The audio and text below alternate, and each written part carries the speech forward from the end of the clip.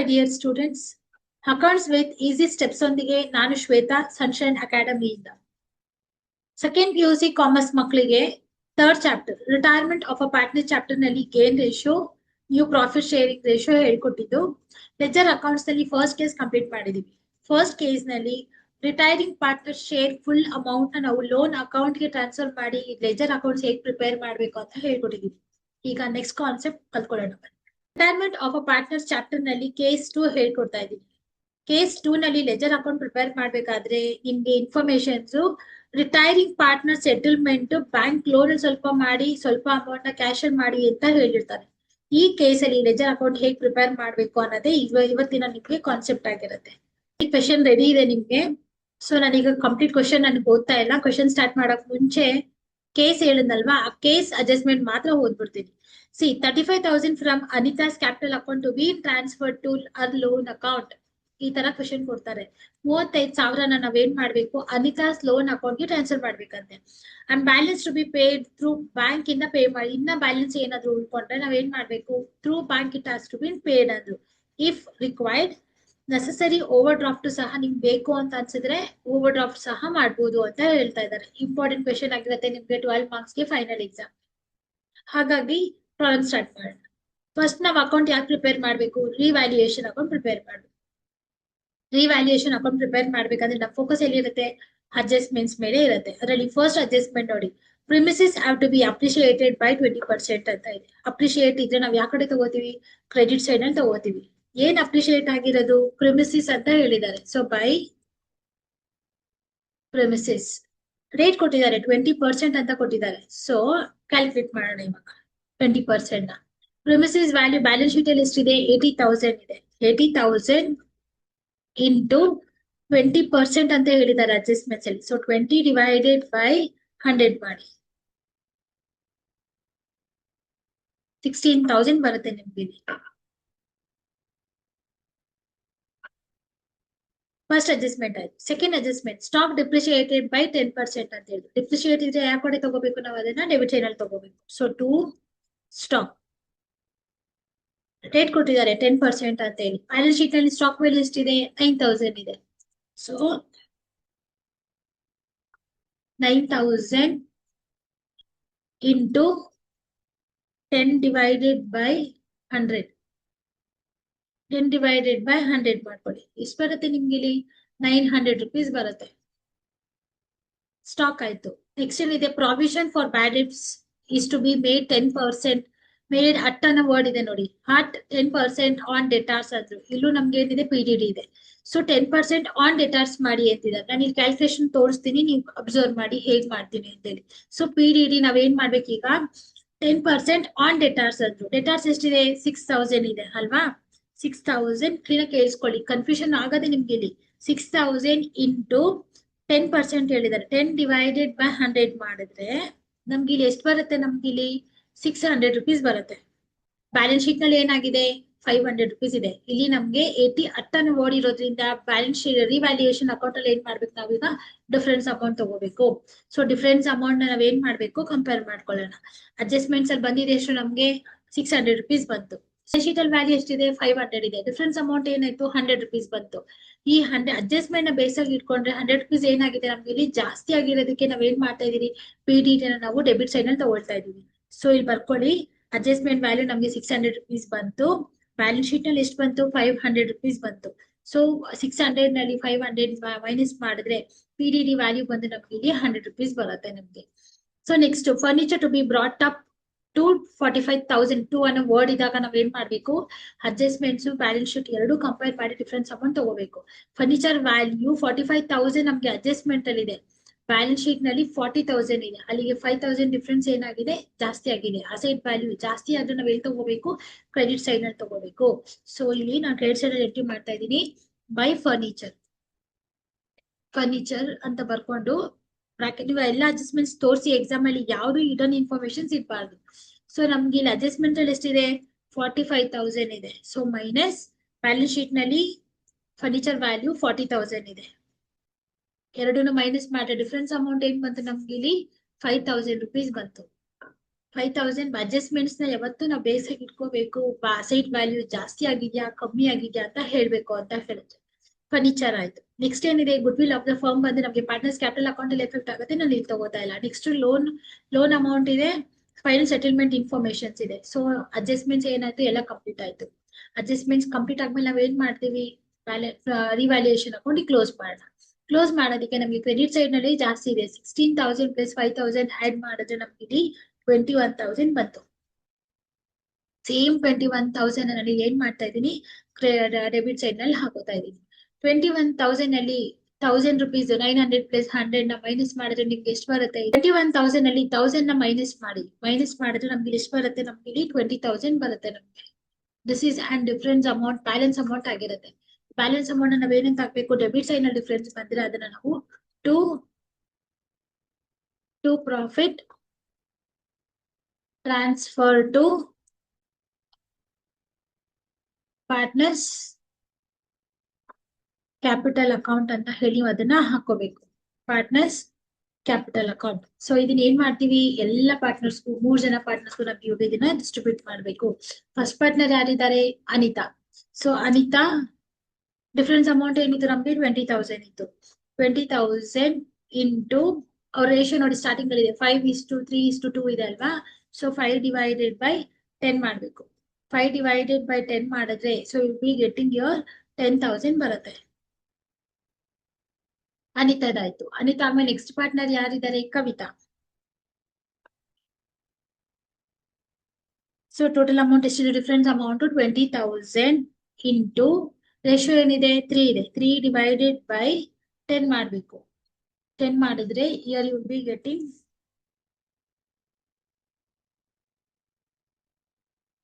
Kavita 20,000 into 3 divided by 10 ಮಾಡಿದ್ರೆ ನಿಮ್ಗೆ ಇಲ್ಲಿ 6,000 ಬರುತ್ತೆ. ಕವಿತಾ ಆದ್ಮೇಲೆ ನೆಕ್ಸ್ಟ್ ಪಾರ್ಟ್ನರ್ ಯಾರಿದ್ದಾರೆ, ಡಿಫರೆನ್ಸ್ ಅಮೌಂಟ್ ಏನ್ ಬರುತ್ತೆ, ಎಲ್ಲಾ ಪಾರ್ಟ್ನರ್ಗೂ ನೀವು ಡಿಸ್ಟ್ರಿಬ್ಯೂಟ್ ಮಾಡ್ಬೇಕಾಗತ್ತೆ. ನೀವು ರಿಟೈರ್ಮೆಂಟ್ ಪಾರ್ಟ್ನರ್ ನಲ್ಲಿ ಚಾಪ್ಟರ್ ನಲ್ಲಿ ನೀವು ಪ್ರಾಬ್ಲಮ್ ಸಾಲ್ವ್ ಮಾಡ್ತಾ ಇದ್ರೆ 20,000 ಇಂಟು 2 ಡಿವೈಡೆಡ್ ಬೈ 10 ಮಾಡಿದ್ರೆ year you be getting 4,000. So ಈಗ ನಾವೇನಾಗಿದೆ, ರಿವ್ಯಾಲ್ಯೂಯೇಷನ್ ಅಕೌಂಟ್ ಕಂಪ್ಲೀಟ್ ಆಗಿ ನಿಮ್ಗೆ ಇಲ್ಲಿ ಪ್ರಿಪೇರ್ ಆಗಿದೆ. ಅಡ್ಜಸ್ಟ್ಮೆಂಟ್ಸ್ ಮಾತ್ರ ಫೋಕಸ್ ಮಾಡಿ, ಅಡ್ಜಸ್ಟ್ಮೆಂಟ್ಸ್ ಅಲ್ಲಿ ಏನಿತ್ತು ಅದನ್ನ ಮಾತ್ರ ಟ್ರಾನ್ಸ್ಫರ್ ಮಾಡಿ ರಿವ್ಯಾಲ್ಯೂಯೇಷನ್ ಅಕೌಂಟ್ ಕಂಪ್ಲೀಟ್ ಮಾಡಿದೀನಿ. ಈಗ ಪಾರ್ಟ್ನರ್ಸ್ ಕ್ಯಾಪಿಟಲ್ ಅಕೌಂಟ್ ಮಾಡೋಣ. ಪಾರ್ಟ್ನರ್ಸ್ ಕ್ಯಾಪಿಟಲ್ ಅಕೌಂಟ್ ಮಾಡೋದಕ್ಕೆ ಸ್ಟೆಪ್ ನಂಬರ್ 1 ಏನಾಗಿರುತ್ತೆ, ಬ್ಯಾಲೆನ್ಸ್ ಶೀಟ್ ಆಗಿರುತ್ತೆ. ಬ್ಯಾಲೆನ್ಸ್ ಶೀಟ್ ಫಸ್ಟ್ ನಾವ್ ಏನ್ ತಗೋಬೇಕು, ಕ್ಯಾಪಿಟಲ್ ಅಂತ ತಗೊಳ್ಳೋಣ. So by balance brought down. By balance brought down ಅನಿತಾದ ಎಷ್ಟಿದೆ ಅಮೌಂಟ್ ಬ್ಯಾಲೆನ್ಸ್ ಶೀಟ್ ಅಲ್ಲಿ ನೋಡಿ 50,000. ಅನಿತಾದು, ಕವಿತಾದ್ ಬಂದು 30,000, ಸುನೀತಾದ್ ಬಂದು 20,000 ಇದೆ. ಕ್ಯಾಪಿಟಲ್ ಅಮೌಂಟ್ ಆಯ್ತು. ನೆಕ್ಸ್ಟ್ ಏನಿದೆ, 3 ಎಂಟ್ರೀಸ್ ಮಾತ್ರ ತಗೋಬೇಕು ನಾವು ಬ್ಯಾಲೆನ್ಸ್ ಶೀಟ್ ಇಂದ. Capital, reserve, profit and loss. Capital ತಗೊಂಡಿದ್ದೀನಿ. ಈಗ ರಿಸರ್ವ್ ಫಂಡ್ ಲಯಬಿಲಿಟಿ ಸೈಡ್ ಅಲ್ಲಿ ಇರೋದ್ರಿಂದ ನಾನು ಅದನ್ನ ಕ್ರೆಡಿಟ್ ಸೈಡ್ ತಗೋತಾ ಇದ್ದೀನಿ. By reserve fund. So reserve fund value ಎಷ್ಟಿದೆ ನಮ್ಗೆ ಇಲ್ಲಿ 10,000 ಇದೆ. ಆ 10,000 ನಾವ್ ಏನ್ ಮಾಡ್ಬೇಕು, 5:3:2 ರೇಷನ್ ಅಲ್ಲಿ ನಾವು ಎಲ್ಲ ಪಾರ್ಟ್ನರ್ಸ್ಗೂ ಅದನ್ನ ಡಿಸ್ಟ್ರಿಬ್ಯೂಟ್ ಮಾಡ್ಬೇಕಾಗತ್ತೆ. 5:3:2 ಅಷ್ಟು ನಾವು ಇದು ಆಡ್ ಮಾಡ್ಕೊಂಡು ಡಿವೈಡೆಡ್ ಬೈ 10 ಆಗಿರುತ್ತೆ. ಸೊ ನೀವು ಇದನ್ನ ಡಿವೈಡ್ ಮಾಡಿದ್ರೆ ಯು ವಿಲ್ ಬಿ ಗೆಟಿಂಗ್ 5,000, 3,000, 2,000 ಇಷ್ಟು ಬರುತ್ತೆ ನಿಮ್ಗೆ reserve fund. So step number 1 ಏನಾಗಿತ್ತು, ಬ್ಯಾಲೆನ್ಸ್ ಶೀಟ್. ಬ್ಯಾಲೆನ್ಸ್ ಶೀಟ್ ಅಲ್ಲಿ 3 ಎಂಟ್ರೀಸ್, ಒಂದು ಕ್ಯಾಪಿಟಲ್ ತಗೊಂಡೆ, ರಿಸರ್ವ್ ಫಂಡ್ ತಗೊಂಡೆ, ಪ್ರಾಫಿಟ್ ಅಂಡ್ ಲಾಸ್ ಎಲ್ಲ ಬಿಟ್ಬಿಟ್ಟೆ. ಈಗ ನಮ್ಗೆ ಬ್ಯಾಲೆನ್ಸ್ ಶೀಟ್ ಮುಗೀತು. ನೆಕ್ಸ್ಟ್ ನಾವ್ ಏನ್ ತಗೋಬೇಕು, ಅಡ್ಜಸ್ಟ್ಮೆಂಟ್ ಬರ್ತೀನಿ. ಅಡ್ಜಸ್ಟ್ಮೆಂಟ್ ಅಲ್ಲಿ ಏನ್ ತಗೋಬೇಕು, ಗುಡ್ ವಿಲ್ ನ ತಗೋಬೇಕು. ಇವಾಗ ಕೇಳಿಸ್ಕೊಳ್ಳಿ, good will of the firm is valued at 40,000 ಅಂತ ಹೇಳಿದ್ರು. ಸೊ ಇಲ್ಲಿ ರಿಟೈರ್ ಆಗ್ತಾ ಇರೋದು ಯಾರು, ರಿಟೈರ್ ಆಗ್ತಾ ಇರೋದು ಇಲ್ಲಿ ಇಲ್ಲಿ ಕೊಟ್ಟಿದ್ದಾರೆ ನೋಡಿ, Anita retired from the business ಅಂತ ಕೊಟ್ಟಿದ್ದಾರೆ. So Anita is N first partner ಅಲ್ವಾ. ಸೊ ಅನಿತಾ ಶೇರ್ ಏನಿರುತ್ತೆ ನಿಮ್ಗೆ 5/10 ಆಗಿರುತ್ತೆ. ಸೊ ಫರ್ಮ್ ಗುಡ್ ವಿಲ್ ಎಷ್ಟಿದೆ, 40,000 ಇದೆ ನೋಡಿ, ಇಲ್ಲಿ ಕೊಟ್ಟಿದ್ದೀನಿ, ವರ್ಕಿಂಗ್ ನೋಟ್ ಮಾಡಿದ್ದೀನಿ ನಾನು. ಫರ್ಮ್ ಗುಡ್ ವಿಲ್ ಬಂದು 40,000 ಇದೆ. ಅದರಲ್ಲಿ ಅನಿತಾ ಶೇರ್ ಬಂದು 5/10 ತಗೊಂಡ್ರೆ ನಮ್ಗೆ 20,000 ಬರುತ್ತೆ Anita share of good will. ಆ 20,000 ನಾನು ಏನ್ ಮಾಡಿದೀನಿ ಇಲ್ಲಿ, ಆ 20,000 ನಾನು ಇಲ್ಲಿ ಡಿಸ್ಟ್ರಿಬ್ಯೂಟ್ ಮಾಡಿದೀನಿ ಪಾರ್ಟ್ನರ್ಸ್ಗೆ.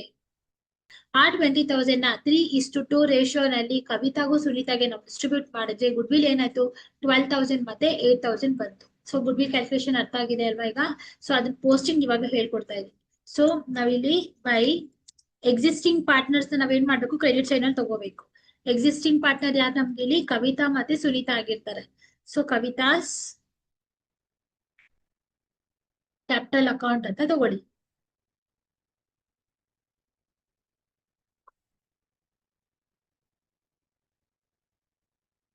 ಅನಿತಾಸ್ ಕ್ಯಾಪಿಟಲ್ ಅಕೌಂಟ್ ಅಂತ ಬರೆದು ಎಕ್ಸಿಸ್ಟಿಂಗ್ ರಿಟೈರಿಂಗ್ ಪಾರ್ಟ್ನರ್ ಕಾಲಮ್ ಅಲ್ಲಿ ನಾವ್ ಏನ್ ಮಾಡ್ಬೇಕಾಗುತ್ತೆ, ಇಲ್ಲಿ ಅಮೌಂಟ್ ನ ಹಾಕೋಬೇಕಾಗುತ್ತೆ 12,000. ಸೊ ಇನ್ನೊಬ್ಬ ಪಾರ್ಟ್ನರ್ ಎಕ್ಸಿಸ್ಟ್ ಆಗ್ತಾ ಇದಾರಲ್ವಾ, ಈಗ ಅವ್ರಿಗೆ ತಗೊಳ್ಳೋಣ. ಇನ್ನೊಬ್ಬ ಪಾರ್ಟ್ನರ್ ಯಾರು, Sunita. Sunita's capital account, Sunita's capital account ಅಂತ ಹಾಕೊಂಡು ಅವ್ರ ಶೇರ್ ಎಷ್ಟಿದೆ ನಮ್ಗೆ ಇಲ್ಲಿ 8,000 ಇದೆ. 8,000 ನ ಹಾಕೋಬೇಕು. ಗುಡ್ ಅಡ್ಜಸ್ಟ್ಮೆಂಟ್ ಅಲ್ಲಿ ಇರೋ ಗುಡ್ ವಿಲ್ ಏನಾಗುತ್ತೆ ನಮ್ಗೆ ಟ್ವೈಸ್ ಎಫೆಕ್ಟ್ ಆಗ್ಬೇಕು ಇಲ್ಲಿ. ಇವಾಗ ನಾನು ಅದನ್ನ ಡೆಬಿಟ್ ಸೈಡ್ ಅಲ್ಲಿ ತಗೊಳ್ತಾ ಇದ್ದೀನಿ. ಇಲ್ಲಿ ನಾವು ರಿಟೈರಿಂಗ್ ಪಾರ್ಟ್ನರ್ ಎಷ್ಟು ತಗೋಬೇಕು, ರಿಟೈರಿಂಗ್ ಪಾರ್ಟ್ನರ್ ಯಾರು ನಮ್ಗೆ ಇಲ್ಲಿ ಅನಿತಾ. ಅನಿತಾಸ್ ಕ್ಯಾಪಿಟಲ್ ಅನ್ನೋ ವರ್ಡ್ ನ ನಾನು ಶಾರ್ಟ್ ಫಾರ್ಮ್ ಅಲ್ಲಿ ಹಾಕ್ತಾ ಇದ್ದೀನಿ, ಬಟ್ ಫೈನಲ್ ಎಕ್ಸಾಮ್ ಅಲ್ಲಿ ನೀವು ಫುಲ್ ಫಾರ್ಮ್ ಅಲ್ಲಿ ಬರ್ದ್ರೇನೆ ಫುಲ್ ಮಾರ್ಕ್ಸ್ ಕೊಡೋದು ಕೆಲಸಲ್ಲ. So be careful. ಸೊ ನಾನು ಇಲ್ಲಿ ಅನಿತಾಸ್ ಹಾಕಿದೀನಿ ಅಲ್ವಾ, ಸೊ ಕವಿತಾ ಕಾಲಮ್ ಅಲ್ಲಿ ನಾವ್ ಏನ್ ಮಾಡ್ಕೋಬೇಕು, 12,000 ನ ಹಾಕೋಬೇಕು. ಸುನೀತಾ ಕಾಲಮ್ ನಲ್ಲಿ 8,000. ಇಲ್ಲ ನಾನು ಇಲ್ಲಿ ಏನ್ ಹಾಕಿದೀನಿ ಚೆಕ್ ಮಾಡಿ, ಅದೇ ವ್ಯಾಲ್ಯೂಸ್ ನ ನಾನು ಇಲ್ಲಿ ಡೆಬಿಟ್ ಸೈಡ್ ನ ನಾನು ಇಲ್ಲಿ ಹಾಕೊಳ್ತಾ ಇದ್ದೀನಿ. ಸೊ ಸ್ಟೆಪ್ ನಂಬರ್ 2 ಅಡ್ಜಸ್ಟ್ಮೆಂಟ್ಸ್ ಏನಾಯ್ತು ನಮ್ಗೆ ಇಲ್ಲಿ ಕಂಪ್ಲೀಟ್ ಆಯ್ತು. ಟ್ರಾನ್ಸಾಕ್ಷನ್ಸ್ ಆಗಿದ್ಮೇಲೆ ನಾವು ಸ್ಟೆಪ್ ನಂಬರ್ 3 ಹೇಳ್ಕೊಟ್ಟಿದ್ದೆ ನಾನು. ಸ್ಟೆಪ್ ನಂಬರ್ 3 ಏನಾಗಿದೆ, ರಿವ್ಯಾಲ್ಯೂಯೇಷನ್ ಅಕೌಂಟ್ ಡಿಫರೆನ್ಸ್ ಅಮೌಂಟ್ ನಾವು ಇಲ್ಲಿ ತಗೋಬೇಕು. ಡಿಫರೆನ್ಸ್ ಡೆಬಿಟ್ ಸೈಡ್ ನಲ್ಲಿ ಇರೋದ್ರಿಂದ so by revaluation account, by revaluation account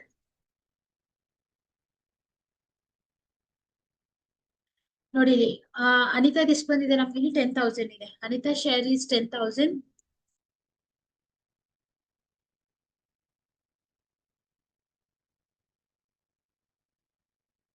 so revaluation account difference amount ತಗೊಳ್ತಾ ಇದ್ದೀನಿ. ಅನಿತಾ ಶೇರ್ 10,000 ಇದೆ. ಸೊ ಕವಿತಾದು ಬಂದು ನಮ್ಗೆ ಇಲ್ಲಿ 6,000 ಇದೆ. ಸೊ ಸುನೀತಾದ್ ಬಂದು ನಮ್ಗೆ ಇಲ್ಲಿ 4,000 ಇದೆ. ಇಷ್ಟು ಆದ್ಮೇಲೆ ನಾವ್ ಇಲ್ಲಿ ಇವಾಗ ಏನ್ ಮಾಡ್ಬೇಕು, ನಾವು ಈಗ ಟೋಟ್ಲಿಂಗ್ ಮಾಡ್ಕೊಳ್ಳೋಣ. ಟೋಟ್ಲಿಂಗ್ ಮಾಡ್ಕೊಳ್ಳೋದಕ್ಕೆ ನಮ್ಗೆ ಇಲ್ಲಿ ಇಷ್ಟನ್ನು ನೀವು ಕರೆಕ್ಟ್ ಆಡ್ ಮಾಡಿದ್ರೆ ನಮ್ಗೆ ಇಲ್ಲಿ 85,000 ಬರುತ್ತೆ.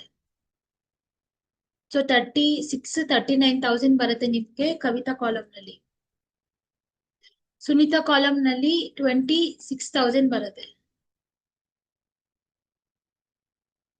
ನನಗೆ ಇಲ್ಲಿ ಏನ್ ಟೋಟ್ಲಿಂಗ್ ಹಾಕೊಂಡಿದೀನಿ, ಸೇಮ್ ಟೋಟಲ್ ನಾನು ಇಲ್ಲಿ ನೋಡಿ, ಸೇಮ್ ಟೋಟಲ್ ನಾನು ಇಲ್ಲಿ ಕಾಪಿ ಮಾಡ್ಕೊಂಡು ನಾನು ಈ ಕಡೆ ಹಾಕೊಳ್ತಾ ಇದ್ದೀನಿ. ಸೊ ಇಲ್ಲಿವರೆಗೂ ನಾನು ನಿಮ್ಗೆ ಏನ್ ಹೇಳ್ಕೊಟ್ಟಿದ್ದೀನಿ ಇಷ್ಟು ನಿಮ್ಗೆ ಇಲ್ಲಿ ಏನಾಗಿರತ್ತೆ, ನಿಮ್ಗೆ ಇಲ್ಲಿ ಕಾನ್ಸ್ಟೆಂಟ್ ಆಗಿರತ್ತೆ. ನಿಮ್ಗೆ ಕ್ವಶನ್ ಅಲ್ಲಿ ಏನ್ ಹೇಳಿದ್ರು 35,000 ಏನ್ ಮಾಡ್ಬೇಕು, ಅನಿತಾಸ್ ಲೋನ್ ಅಕೌಂಟ್ಗೆ ಟ್ರಾನ್ಸ್ಫರ್ ಮಾಡಿ ಅಂದ್ರಲ್ವಾ. ಸೊ ಫಸ್ಟ್ ಅದನ್ನ ಟ್ರಾನ್ಸ್ಫರ್ ಮಾಡೋಣ. ಸೊ ಇದು ನಿಮ್ಗೆ ಎಕ್ಸ್ಟ್ರಾ ಅಡ್ಜಸ್ಟ್ಮೆಂಟ್ ನಾನು ಇಲ್ಲಿ ಹೇಳ್ಕೊಡ್ತಾ ಇರೋದು, ಹಾಗಾಗಿ ಬ್ಲೂ ಕಲರ್ ನಲ್ಲಿ ನಿಮ್ಗೆ ಅದನ್ನ ಹೇಳ್ಕೊಡ್ತಾ ಇದ್ದೀನಿ. ಅನಿತಾಸ್ ಲೋನ್ ಅಕೌಂಟ್ ಕ್ವಶನ್ ಅಲ್ಲಿ ಹೇಳಿದ್ದಾರೆ ಅನಿತಾಗೆ 35,000 ಲೋನ್ ಕೊಡಿ. ಸೊ 35,000 ಲೋನ್ ಕೊಟ್ಟಿದ್ದಾಯ್ತು. ಏನ್ ಮಾಡ್ಬೇಕು, ನಾವು ಬ್ಯಾಲೆನ್ಸ್ ಫಿಗರ್ ನ ಫೈಂಡ್ ಔಟ್ ಮಾಡೋಣ. ಸೊ 85,000 ಅಲ್ಲಿ 35,000 ಮೈನಸ್ ಮಾಡಿದ್ರೆ ಡಿಫರೆನ್ಸ್ ಅಮೌಂಟ್ ಏನಾಯ್ತು, 50,000 ಆಯ್ತು. ಈ 50,000 ನಾವ್ ಇಲ್ಲಿ ಏನ್ ಮಾಡ್ಬೇಕು ಅಂದ್ರೆ ಬ್ಯಾಂಕ್ ಅಕೌಂಟ್ಗೆ ನಾವು ಟ್ರಾನ್ಸ್ಫರ್ ಮಾಡೋಣ. ಬ್ಯಾಂಕ್ ಅಕೌಂಟ್ಗೆ ಅದನ್ನ ನಾವು ಟ್ರಾನ್ಸ್ಫರ್ ಮಾಡ್ಬೇಕು. ಈಗ ಅನಿತಾಸ್ ಕಾಲಮ್ ಏನಾಯ್ತು, ಟೋಟ್ಲಿಂಗ್ ಆಯ್ತು. ಸೊ ಇಲ್ಲಿ 39,000 ಅಲ್ಲಿ 12,000 ನಾವು ಇಲ್ಲಿ ಮೈನಸ್ ಮಾಡಿದ್ರೆ ಬ್ಯಾಲೆನ್ಸ್ ಅಮೌಂಟ್ ನಮ್ಗೆ ಇಲ್ಲಿ 27,000 ಬರುತ್ತೆ. ಸೊ 26,000 ಅಲ್ಲಿ 8,000 ನಾವ್ ಇಲ್ಲಿ ಮೈನಸ್ ಮಾಡಿದ್ರೆ ನಮ್ಗೆ ಇಲ್ಲಿ 18,000 ಬರುತ್ತೆ. ಸೊ ಇದನ್ನ ಏನಂತ ಹಾಕೋಬೇಕು ನಾವಿಲ್ಲಿ, ಟು ಬ್ಯಾಲೆನ್ಸ್ ಕ್ಯಾರಿ ಡೌನ್ ಅಂತ ಹಾಕೋಬೇಕು. ಸೇಮ್ ಅಮೌಂಟ್ ನಾವಿಲ್ಲಿ ಏನ್ ಮಾಡ್ತಾ ಇದೀವಿ, ಟೋಟಲ್ ಇಂದ ಕೆಳಗಡೆಗೆ ನಾವು ಅದನ್ನ ಬ್ರಾಡನ್ ಮಾಡ್ಕೋಬೇಕಾಗತ್ತೆ. So by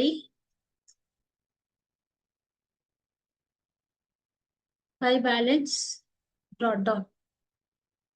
so brought down value ನಮ್ಗೆ ಅನಿತಾ ಕಾಲಮ್ ಅಲ್ಲಿ ಏನು ಬರಲ್ಲ, because Anita is N retiring partner ಆಗಿರೋದ್ರಿಂದ. ಸೊ ಇಲ್ಲಿ 27,000 ಬರುತ್ತೆ, 18,000 ಬರುತ್ತೆ.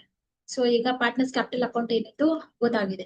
ಇದು extra second type of settlement ಆಗಿರೋದ್ರಿಂದ ಇನ್ನೊಂದ್ಸಲಿ ಗ್ಲಾನ್ಸ್ ಮಾಡ್ತೀನಿ. ಫಸ್ಟ್ ಸ್ಟೆಪ್ ನಲ್ಲಿ ಬ್ಯಾಲೆನ್ಸ್ ಶೀಟ್ ಮತ್ತೆ ಬ್ಯಾಲೆನ್ಸ್ ಶೀಟ್ ಇಂದ 2 ಎಂಟ್ರೀಸ್ ತಗೊಂಡೆ, ಕ್ಯಾಪಿಟಲ್ ರಿಸರ್ವ್. ಅಡ್ಜಸ್ಟ್ಮೆಂಟ್ ಇಂದ ಗುಡ್ ವಿಲ್ ತಗೊಂಡೆ. ಗುಡ್ ವಿಲ್ ನಮ್ಗೆ Kavita's capital account, Sunita's capital account ಮತ್ತೆ ಅನಿತಾಸ್ ಕ್ಯಾಪಿಟಲ್ ಅಕೌಂಟ್ ಅಂತ ತಗೊಂಡ್ವಿ. ಅದ್ ಆಗಿದ್ಮೇಲೆ ರಿವ್ಯಾಲ್ಯೂಯೇಷನ್ ಅಕೌಂಟ್ ಡಿಫರೆನ್ಸ್ ತಗೊಳ್ಳೋವರೆಗೂ ಕಾನ್ಸ್ಟೆಂಟ್ ಏನು ಚೇಂಜಸ್ ಬರಲ್ಲ. ಅದಾದ್ಮೇಲೆ ನಿಮ್ಗೆ ಕ್ವಶನ್ ಅಲ್ಲಿ 35,000 ಲೋನ್ ಅಲ್ಲಿ ಕೊಡಿ ಅಂತ ಹೇಳಿದ್ರಲ್ಲ, ಅನಿತಾಸ್ ಕಾಲಮ್ ಅಲ್ಲಿ ಔಟ್ ಆಫ್ 85,000 35,000 ಲೋನ್ ಅಮೌಂಟ್ ಕೊಟ್ಟು ಮಿಕ್ಕಿರೋದನ್ನ ನಾವಿಲ್ಲಿ ಏನ್ ಮಾಡಿದ್ವಿ, ಬ್ಯಾಂಕ್ ಅಕೌಂಟ್ಗೆ ನಾವು ಅದನ್ನ ಟ್ರಾನ್ಸ್ಫರ್ ಮಾಡಿದ್ವಿ. ಟ್ರಾನ್ಸ್ಫರ್ ಮಾಡಿದ್ಮೇಲೆ ಇನ್ನು ಬರೋ ಡಿಫರೆನ್ಸ್ ಅಮೌಂಟ್ ನ ಕ್ಯಾರಿ ಡೌನ್ ಮಾಡಿ ಬ್ರಾಡ್ ಔಟ್ ಮಾಡಿ ಪಾರ್ಟ್ನರ್ಸ್ ಕ್ಯಾಪಿಟಲ್ ಅಕೌಂಟ್ ಕಂಪ್ಲೀಟ್ ಆಗಿದೆ. ಈಗ ನೆಕ್ಸ್ಟ್ ನಾವ್ ಏನ್ ಮಾಡ್ಬೇಕು, ಬ್ಯಾಲೆನ್ಸ್ ಶೀಟ್ ನ ಪ್ರಿಪೇರ್ ಮಾಡ್ತಾ ಇದೀನಿ. ಏನಿದೆ, ನಮಗೆ ಕ್ರೆಡಿಟರ್ಸ್ ಇದೆ. ಸೊ ಕ್ರೆಡಿಟರ್ಸ್ ತಗೊಳ್ಳೋಣ. ಕ್ರೆಡಿಟರ್ಸ್ ಡಿವ್ಯಾಲ್ಯೂಯೇಷನ್ ಅಲ್ಲಿ ಏನು ವ್ಯಾಲ್ಯೂ ಇಲ್ದಿರೋದಕ್ಕೆ 15,000 ನಾನು ಡೈರೆಕ್ಟ್ ಆಗಿ ಒಟ್ಟು ಕಾಲಮ್ ಅಲ್ಲಿ ಹಾಕೊಳ್ತಾ ಇದ್ದೀನಿ. ಅದು ಆಗಿದ್ಮೇಲೆ ನೆಕ್ಸ್ಟ್ ಏನಿದೆ, ನಮಗೆ ಬಿಲ್ಸ್ ಪೇಯಬಲ್ ಇದೆ. ಸೊ ನೆಕ್ಸ್ಟ್ ಬಿಲ್ಸ್ ಪೇಯಬಲ್ ತಗೊಳ್ಳೋಣ. ಬಿಲ್ಸ್ ಪೇಯಬಲ್ ವ್ಯಾಲ್ಯೂ ಎಷ್ಟಿದೆ, ನಮಗೆ 12,000 ಇದೆ. ಇವ್ಯಾಲ್ಯೂಯೇಷನ್ ಅಲ್ಲಿ ಏನು ಡಿಫ್ರೆನ್ಸ್ ಇಲ್ಲ, ಅಮೌಂಟ್ ಅದ್ರ ಬಗ್ಗೆ ಇನ್ಫಾರ್ಮೇಶನ್ಸ್ ಇಲ್ಲ ಅಂದ್ರೆ ನೀವು ಡೈರೆಕ್ಟ್ ಆಗಿ ನೀವು ಏನ್ ಮಾಡ್ಬೋದು, ಇಲ್ಲ ಅಮೌಂಟ್ ನ ಹಾಕೋಬಹುದು ಔಟರ್ ಕಾಲಮ್ ಅಲ್ಲಿ. ನೆಕ್ಸ್ಟ್ ನಮ್ಗೆ ಇಲ್ಲಿ ಏನಿದೆ, ಪ್ರಾವಿಷನ್ ಫಾರ್ ಲೀಗಲ್ ಡ್ಯಾಮೇಜಸ್ ಅಂತ ಇದೆ. ಸೊ ಅದ್ರ ಬಗ್ಗೆನೂ ನಮ್ಗೆ ಯಾವುದೇ ಇನ್ಫಾರ್ಮೇಶನ್ಸ್ ಬ್ಯಾಲೆನ್ಸ್ ಶೀಟ್ ನಲ್ಲಿ ಇಲ್ಲ. ಹಾಗಾಗಿ ನಾನು ಇಲ್ಲಿ ಏನ್ ಮಾಡ್ತಾ ಇದ್ದೀನಿ, ಪ್ರಾವಿಷನ್ ಫಾರ್ ಲೀಗಲ್ ಡ್ಯಾಮೇಜಸ್ ಅಂತ ಇದೆ 6,000 ರುಪೀಸ್. 6,000 ತಗೊಳ್ಳೋಣ. ರಿವ್ಯಾಲ್ಯೂಯೇಷನ್ ಏನು ಇಲ್ಲ, ಸೊ ಅಮೌಂಟ್ ಈ ಹೊರಗಡೆ ಹಾಗೆ ತಗೋತಾ ಇದೀನಿ. ರಿಸರ್ವ್ ಮತ್ತೆ ಕ್ಯಾಪಿಟಲ್ ಎರಡು ಎಂಟ್ರಿ ನಾವು ಪಾರ್ಟ್ನರ್ಸ್ ಕ್ಯಾಪಿಟಲ್ ಅಕೌಂಟ್ ಅಲ್ಲಿ ಎಂಟ್ರಿ ಮಾಡಿರೋದ್ರಿಂದ ಅದನ್ನ ತಗೊಳ್ತಾ ಇಲ್ಲ. ಬಟ್ ಕ್ಯಾಪಿಟಲ್ ಅಂತ ಹಾಕಿ ನಾವಿಲ್ಲಿ ಏನ್ ಯೂಶಲಿ ಬ್ರಾಡನ್ ಮಾಡಿದೀವಿ ಆ ವ್ಯಾಲ್ಯೂಸ್ ನ ನಾವಿಲ್ಲಿ ತಗೋಬೇಕು. Kavita is an continuing partner ಅಲ್ವಾ, ಸೊ ಕವಿತಾದ ಅಮೌಂಟ್ ನ ನಾವಿಲ್ಲಿ ಏನ್ ಮಾಡ್ತಾ ಇದೀವಿ, ನಾವಿಲ್ಲಿ ತಗೋತಾ ಇದೀವಿ. ಸೊ ಕವಿತಾ ಕ್ಯಾಪಿಟಲ್ ಎಷ್ಟಿದೆ, ನಮ್ಗಿಲ್ಲಿ 27,000 ಇದೆ. 27,000. ನೆಕ್ಸ್ಟ್ ಪಾರ್ಟ್ನರ್ ಯಾರು, ಸುನೀತಾ. ಸುನೀತಾದ್ ಬಂದು 18,000 ಬಂದಿದೆ. So will take 18,000. ಅದಾದ್ಮೇಲೆ ಅಸೆಟ್ ಸೈಡ್ ಬರೋಣ. ಎಕ್ಸ್ಟ್ರಾ ಎಂಟ್ರೀಸ್ ಆಮೇಲೆ ಹೇಳ್ಕೊಡ್ತೀನಿ. ಸೊ ಫಸ್ಟ್ ನಾವಿಲ್ಲಿ ಏನ್ ಮಾಡ್ಬೇಕು, ಇವಾಗ ಹೇಳ್ತೀನಿ ನೋಡಿ, ಇವಾಗ ಹೇಳ್ಬೇಕು ನಿಮ್ಗೆ. ಸೊ ಬ್ಯಾಂಕ್ ಅಮೌಂಟ್ 8,500 ರುಪೀಸ್ ಇದೆ. ಇವಾಗ ಇಲ್ಲಿ ಓವರ್ ಡ್ರಾಫ್ಟ್ ಅಂತ ಹೇಳಿ ಒಂದ್ ಕ್ಯಾಲ್ಕುಲೇಷನ್ ತೋರಿಸಿದೀನಿ, ಇವಾಗ ಫೋಕಸ್ ಮಾಡಿ. ಸೊ ಯೂಶಲಿ ಅಡ್ಜಸ್ಟ್ಮೆಂಟ್ ಅಲ್ಲೂ ಹೇಳಿದ್ದಾರೆ ನಿಮ್ಗೆ 35,000 ಲೋನ್ ಅಲ್ಲಿ ಕೊಡಿ, ಸೊ ಬ್ಯಾಲೆನ್ಸ್ ಅಮೌಂಟ್ ಬ್ಯಾಂಕ್ ಅಲ್ಲಿ ಕೊಡಿ ಅಂದ್ರು. 35,000 ಲೋನ್ ಇಲ್ಲಿ ತಗೊಂಡೆ, ಬ್ಯಾಲೆನ್ಸ್ ಬ್ಯಾಂಕ್ ಅಲ್ಲಿ ಕೊಡಿ ಅಂತ ಹೇಳಿದ್ರು. ಸೊ ಬ್ಯಾಂಕ್ ಅಲ್ಲಿ 50,000 ಕೊಟ್ಟಿದೀವಿ. ಅದಾದ್ಮೇಲೆ if necessary over draft may be obtain from bank ಅಂತ ಹೇಳಿದ್ರು. ಸೊ ಓವರ್ ಡ್ರಾಫ್ಟ್ ಇವಾಗ ನಾವ್ ಏನ್ ಮಾಡ್ಬೇಕು, ಕ್ಯಾಲ್ಕುಲೇಟ್ ಮಾಡ್ಬೇಕು. ಹೇಗ್ ಮಾಡ್ಬೇಕು ಹೇಳ್ಕೊಡ್ತೀನಿ ನೋಡಿ. ಅನಿತಾ ತಾನೇ ರಿಟೈರ್ ಆಗ್ತಾ ಇರೋದು. So Anita share of capital ಅವ್ರ ಶೇರ್ ನೋಡಿ, ಪಾರ್ಟ್ನರ್ಸ್ ಕ್ಯಾಪಿಟಲ್ ಅಕೌಂಟ್ ಅಲ್ಲಿ ಅನಿತಾ ಫುಲ್ಲು ನಾವು ಆಡ್ ಮಾಡಿದ್ರೆ 85,000 ಟೋಟಲ್ ಇದೆ. ಆ 85,000 ನಾನು ಇಲ್ಲಿ ತಗೊಂಡಿರೋದು. ಈ 85,000 ಅಲ್ಲಿ ಲೋನ್ ಅಮೌಂಟ್ ಎಷ್ಟು ಕೊಟ್ಟಿದೀವಿ, 35,000 ಲೋನ್ ಕೊಟ್ಟಿದೀವಿ. ಸೊ 85 ನಲ್ಲಿ 35 ಮೈನಸ್ ಮಾಡಿದ್ರೆ ಬ್ಯಾಲೆನ್ಸ್ ಅಮೌಂಟ್ ಏನಾಯ್ತು, 50,000 ಬಂತು. ಆ 50,000 ಬ್ಯಾಂಕ್ ಅಂತ ತೋರಿಸಿದೀನಿ. ಬಟ್ ಬ್ಯಾಂಕ್ ಅಲ್ಲಿ ಅಮೌಂಟ್ ಇದೆಯಾ ನಾವು ಚೆಕ್ ಮಾಡ್ಕೋಬೇಕು. ಅಮೌಂಟ್ ಎಲ್ಲಿದೆ, ನಮ್ಮ ಹತ್ರ ಅಮೌಂಟ್ ಇಲ್ಲ. ನಾನು ಕೊಡ್ಬೇಕಾಗಿರೋದು 50,000, ಬಟ್ ಇಲ್ಲಿ ಎಷ್ಟಿದೆ, ಬರೀ 8,500 ಇದೆ.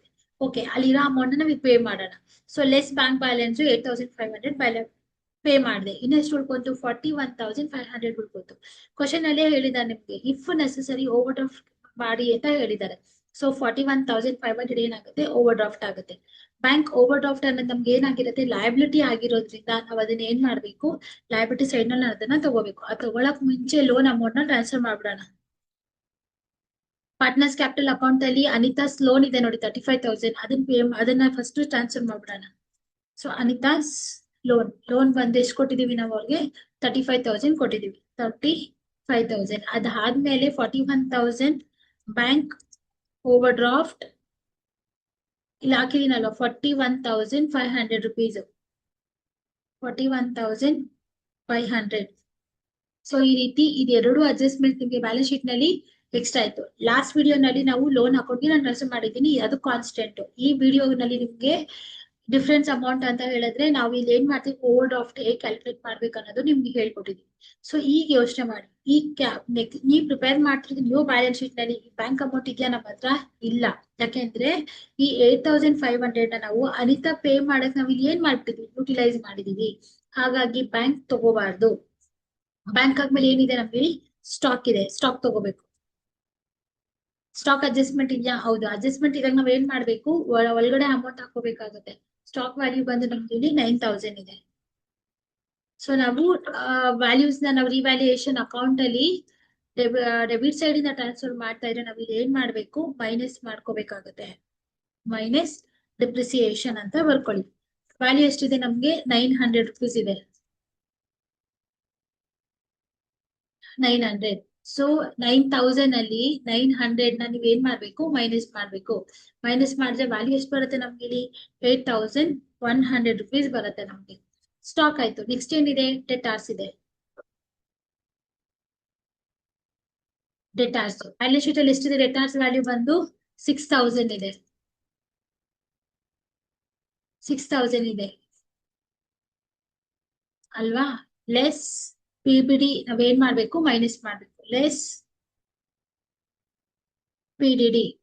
ಇವಾಗ ಕೇಳಿಸ್ಕೊಳ್ಳಿ. PDD ಮೈನಸ್ ಮಾಡ್ಬೇಕು ಅಂತ ಹೇಳಿದ್ರೆ ನಾವ್ ಇಲ್ಲಿ ಏನ್ ಮಾಡ್ಕೋಬೇಕು? ಈಗ ಕ್ಲಿಯರ್ ಅರ್ಥ ಮಾಡ್ಕೊಳ್ಳಿ. ಫಸ್ಟ್ ಅಲ್ಲಿ ಏನ್ ಹೇಳಿದಾರೆ ಕ್ವಶನ್ ಅಲ್ಲಿ ಅನ್ನೋದನ್ನ ನಾವ್ ಅರ್ಥ ಮಾಡ್ಕೊಳ್ಳೋಣ. ಬ್ಯಾಲೆನ್ಸ್ ಶೀಟ್ ಅಲ್ಲಿ ಎಷ್ಟಿದೆ? 500 ಇದೆ. ಸೊ ಪ್ಲಸ್ 100 ರುಪೀಸ್ ಏನಾಗಿದೆ ನಮ್ಗೆ?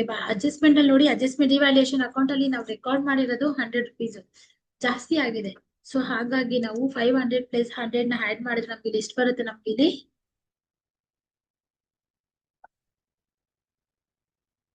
500 ಪ್ಲಸ್ 100 ಆಡ್ ಮಾಡಿದ್ರೆ ನಮ್ಗೆ ಇಲ್ಲಿ 600 ರುಪೀಸ್ ಬರುತ್ತೆ. ಸೊ 500 ನಲ್ಲಿ 600 ರುಪೀಸ್ ನಾವು ಏನ್ ಮಾಡ್ಬೇಕು? ಮೈನಸ್ ಮಾಡ್ಕೋಬೇಕು. ಮೈನಸ್ ಮಾಡಿದ್ರೆ ನಮ್ಗೆ ಇಲ್ಲಿ 5,400 ರುಪೀಸ್ ಬರುತ್ತೆ. ಮೈನಸ್ ಮಾಡಿದ್ರೆ 5,400 ರುಪೀಸ್ ಬರುತ್ತೆ. ಡೆಟಾರ್ಸ್ ಆಯ್ತು. ನೆಕ್ಸ್ಟ್ ಏನಿದೆ ನಮ್ಗೆ ಇಲ್ಲಿ? ಫರ್ನಿಚರ್ ಇದೆ. ಫರ್ನಿಚರ್ ಅಡ್ಜಸ್ಟ್ಮೆಂಟ್ ಇದೆಯಾ? ಎಸ್ ಇದೆ. If you on furniture,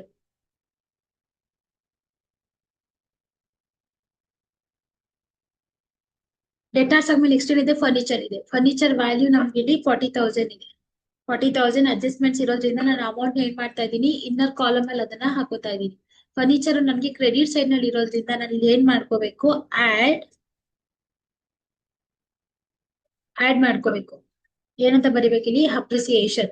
value ಎಷ್ಟಿದೆ? 5,000 ರುಪೀಸ್ ಏನಾಗಿದೆ ನಮ್ಗೆ ಇಲ್ಲಿ? ಇನ್ಕ್ರೀಸ್ ಆಗಿದೆ the value of furniture 5,000 rupees. 40,000 plus 5,000 ನಾವು ಇಲ್ಲಿ ಏನ್ ಮಾಡ್ಬೇಕು? ಆಡ್ ಮಾಡಿದ್ರೆ ನಮ್ಗೆ ಇಲ್ಲಿ 45,000 ಬರುತ್ತೆ. ಫರ್ನಿಚರ್ ಆಯ್ತು. ನೆಕ್ಸ್ಟ್ ಏನಿದೆ? ಪ್ರಿಮಿಸಸ್. ಪ್ರಿಮಿಸಸ್ ಸಹ ನಮ್ಗೆ ಇಲ್ಲಿ ಅಡ್ಜಸ್ಟ್ಮೆಂಟ್ ಇದೆ. ಪ್ರಿಮಿಸಸ್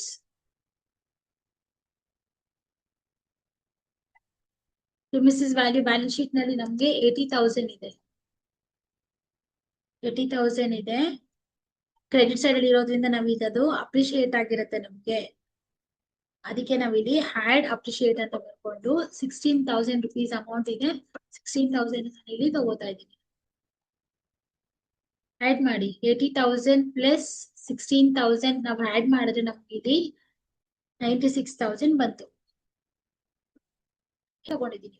ಬ್ಯಾಲೆನ್ಸ್ ಶೀಟ್ ಕ್ಲೋಸ್ ಮಾಡಕ್ ಮುಂಚೆ ಒಂದ್ಸಲಿ ರಿವ್ಯಾಲ್ಯೂಯೇಷನ್ ಅಕೌಂಟ್ ಅಲ್ಲಿ ಇರೋ ಎಲ್ಲ ಎಂಟ್ರೀಸ್ ಇಲ್ಲಿ ಬಂದಿದೆ ಅಂತ ನಾವು ಏನ್ ಮಾಡ್ಬೇಕು? ಚೆಕ್ ಮಾಡ್ಕೊಂಡ್ಬಿಡೋಣ ಒಂದ್ಸಲಿ. ಸೊ ಸ್ಟಾಕ್ ತಗೊಂಡಿದೀವ? ಎಸ್, ಸ್ಟಾಕ್ ತಗೊಂಡಿದೀವಿ. ಪ್ರಿಮಿಸಸ್ ತಗೊಂಡಿದೀವಿ. ಫರ್ನಿಚರ್ ತಗೊಂಡಿದೀವಿ. ಸೊ ಅಡ್ಜಸ್ಟ್ಮೆಂಟ್ಸ್ ನಲ್ಲಿರೋ ಎಲ್ಲ ಇನ್ಫಾರ್ಮೇಶನ್ಸ್ ಏನಾಗಿದೆ ನಮ್ಗೆ ಇಲ್ಲಿ ಆಲ್ರೆಡಿ ಬ್ಯಾಲೆನ್ಸ್ ಶೀಟ್ ನಲ್ಲಿ ನಮ್ಗೆ ಇಲ್ಲಿ ರೆಕಾರ್ಡ್ ಆಗಿದೆ. ಸೊ ಮಾಡಿದ್ರೆ ನಮ್ಗೆ ಇಲ್ಲಿ 1,54,500 ರುಪೀಸ್ ಏನಾಗುತ್ತೆ? ಬ್ಯಾಲೆನ್ಸ್ ಶೀಟ್ ನಮ್ಗೆ ಇಲ್ಲಿ ಟೋಟಲ್ ಆಗುತ್ತೆ 1,54,500 ರುಪೀಸ್. ಸೊ ಈ ರೀತಿ ಏನ್ ಮಾಡ್ಬೇಕು?